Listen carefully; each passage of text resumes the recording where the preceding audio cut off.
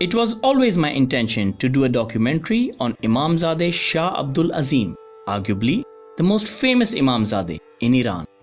But to speak honestly, it was not part of any immediate plan of mine. That was until my friend Adil Haider called me to narrate his dream. He saw Bibi Masumai Qum Salamullah Alaiha asking me as to why I haven't done a documentary on Shah Abdul Azeem as yet. So here I am with my 9th documentary of the Lost Legends series and my first in Tehran. Amongst the hustle and bustle of this fast-moving city, tranquility can be found in but one place, the holy shrine of Imamzadeh Shah Abdul Azeem Hassani. The place is visited by thousands of pilgrims on a daily basis, and if you have travelled to Iran for ziyarat, chances are that you have already been to his shrine. The object of this documentary, however, is to throw light on his life and to serve as a window to those who wish to know what makes Shah Abdul Azeem one of the greatest Imamzadeh to ever set foot on Iranian soil. Every person is bestowed with attributes both apparent and hidden. Amongst his most apparent attributes, apart from lineage, knowledge and etiquettes, were that he looked and sounded exactly like his forefather Imam Hasan al-Mujtaba alayhis salam. Imamzadeh Shah Abdul Azeem was a 5th generation descendant of Imam Hasan alayhis salam. He also had the honor of being the companion of Imam Musa Kazim alayhis salam, Imam Ali Raza alayhis salam, Imam Muhammad Taqi alayhis salam and Imam Aliun Naqi alayhis salam.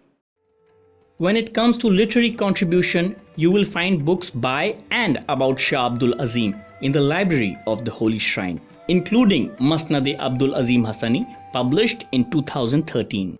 Such was his authority when it came to narration of hadith that Imam Muhammad Taqi alayhis salam has asked to trust him and not to dispute what you hear from him, just as you wouldn't dispute what you hear from the Imam. A man from Ray named Abu Turab Raini once met Imam Aliun Naqi alayhis salam. When he began to return, the Imam asked him to convey his greetings to Shah Abdul Azeem and advised him to refer to him if he had any inquiries regarding religion. Even Imam Hasan Askari alayhis salam has mentioned his narrations in his famous Tafsir al-Quran. There is a lengthy discussion that Shah Abdul Azeem had with Imam Aliun Naqi alayhis salam known as Hadith-e-Arz-e-Din, which literally means the representation of religion. After the discussion, the Imam prayed for Shah Abdul Azeem and taught him a dua known as Dua-e-Adila, which is present in the book Mafatihul Jinan. Knowledge is a vast ocean, and in order to derive the pearls, one must dive deep, real deep. And some of the finest pearls of knowledge, pearls to be envied and awed at the same time, were held by the companions closest to the Imams. Having been a companion of 4 Imams, Shah Abdul Azeem was the owner of not just a few, but several such pearls. He was a master in subjects which in today's day and age are simply unheard of. He had been taught by the Imams subjects such as Ilm al-Balaya, or the knowledge of calamities.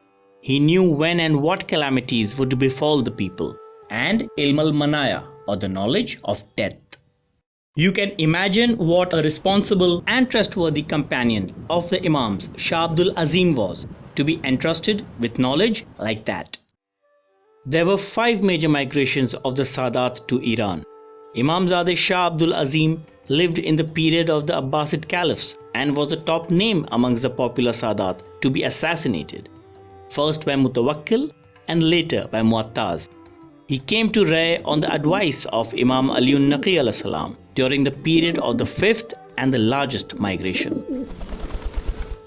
He took shelter in the basement of a Shia. He spent his days in worship and often came out at night to visit the grave of Imamzadeh Hamza, one of the sons of Imam Musa Kazim alayhis salam. The news of his arrival gradually spread until every Shia in Ray knew about him. After spending a few years in Ray, he was finally poisoned by his enemies and was buried near the grave of Imamzadeh Hamza.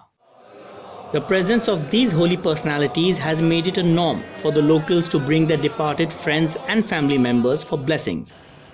And like shrines all over Iran, this shrine too serves as a graveyard. To have the sanctuary of the Ahl al-Bayt as one's final resting place is a great honor indeed.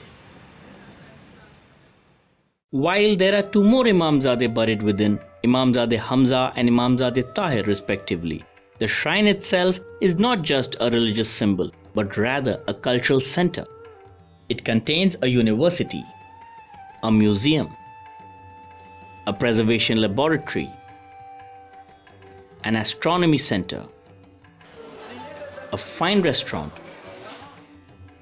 and a massive library.